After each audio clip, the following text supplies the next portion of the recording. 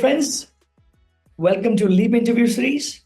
Today, we have someone who is from the institution that is known for shaping the talent of the country, which is India.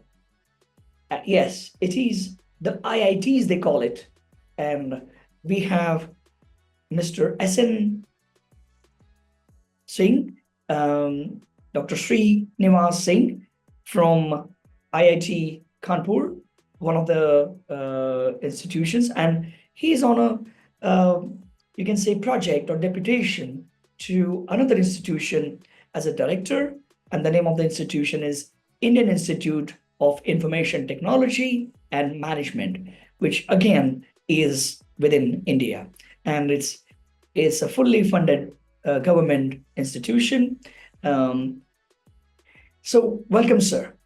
Thank you. Yeah, welcome. Great. So interesting question. I would say, what makes IIT so special? Why it is so special? Basically, any institutions basically have a different part. One, we can say the three part of any institution, any university. One is knowledge acquisition, knowledge generation, and knowledge dissemination. Only these factors are for any institutions are true, only the percentage changes. Like knowledge acquisition, you are having undergraduate programs, the student knowledge acquires and they go back and work in the industry. If you are going for the knowledge generation, means there is a research part, and the research that is generated from the knowledge, and it is in best institution, this knowledge generation is even though more approximately 50%, 40% or so. And then 10% approximately knowledge dissemination. What you have done, you have to disseminate knowledge in terms of capacity building, in terms of you can see papers, patents, all the things that is coming in the knowledge dissemination part. So the IITs are having the UG is there, but the PG and the knowledge dissemination are equally important. They focus more even, and that's why these institutions are well known across the globe. And due to that, we are getting also good raw material, I say in that sense, very brilliant students are coming. So to save them, it is very easy. And again, to get good output also, it is a very possible. That's why these Indian Institute of Technologies are basically the best institutions in India and very well recognized by the all over the world. Yes, absolutely. You're producing the top talent in the country.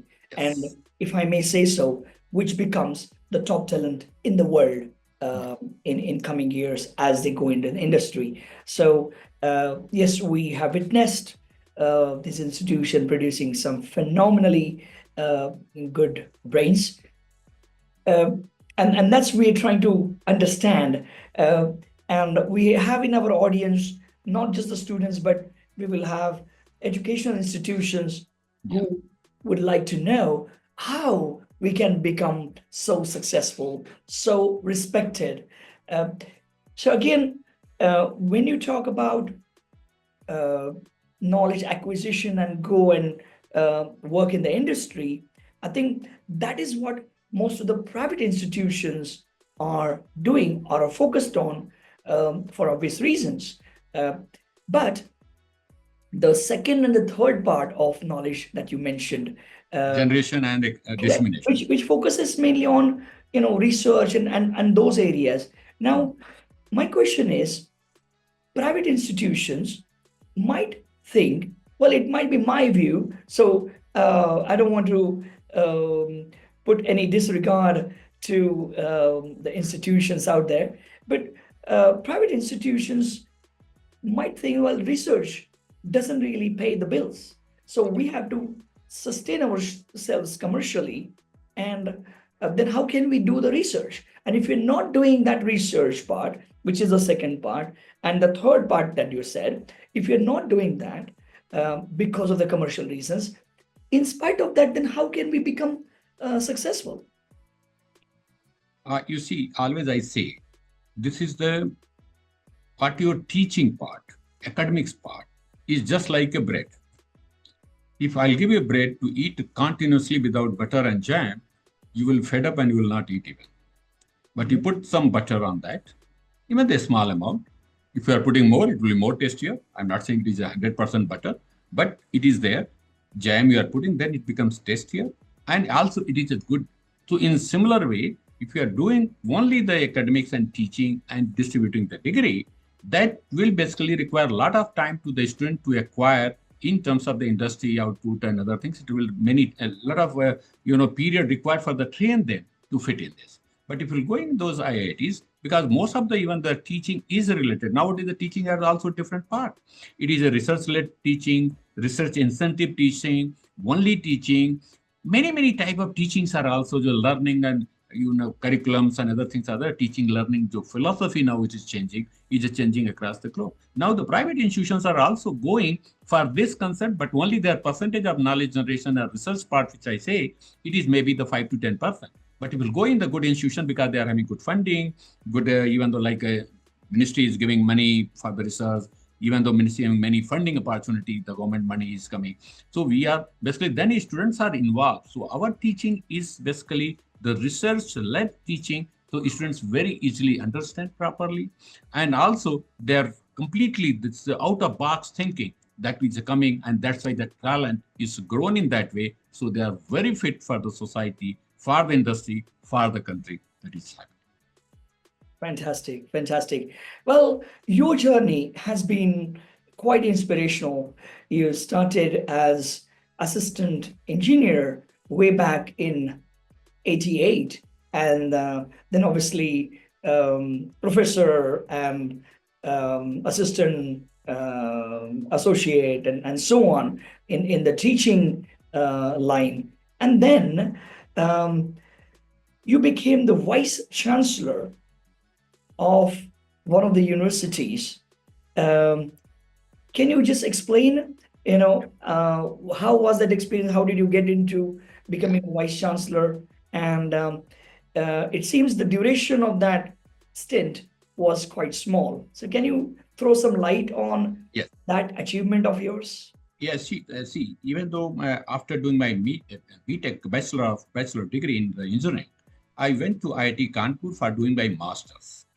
During my master's, I was selected in one of the very big state electricity board at that time we were calling. Now it is a state corporation, we can say, electricity board, basically now, So I got admitted there.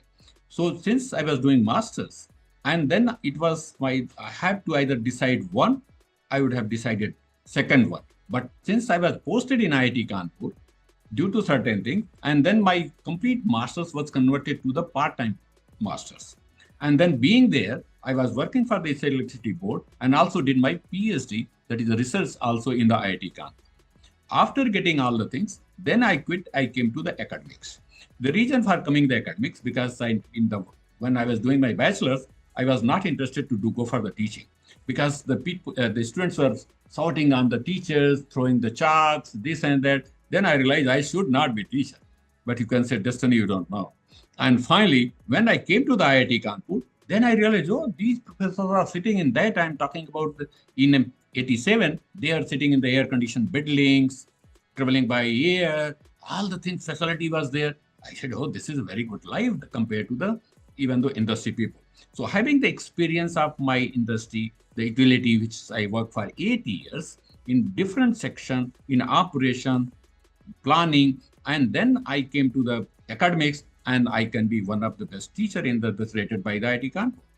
While doing there, even though I was almost 5 years away, I was a Humboldt Fellow in Germany for 1.5 years.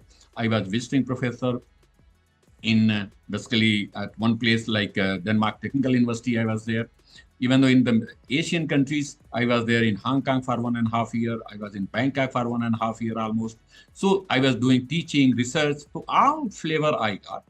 And then being again at the IIT Kanpur as a base, I was roaming around here and there.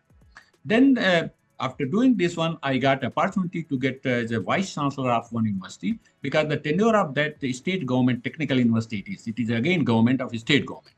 So it was the period for the appointment. It was only for 3 years because it's a state government is 3 years in Uttar Pradesh. Right. So right. I was for 3 years, but it was extended 3 months more. So due to the COVID, so it was 3 months, 3 years, 3 months. I was the vice chancellor. Then during COVID, I went back to my parent institution, IIT Kanpur.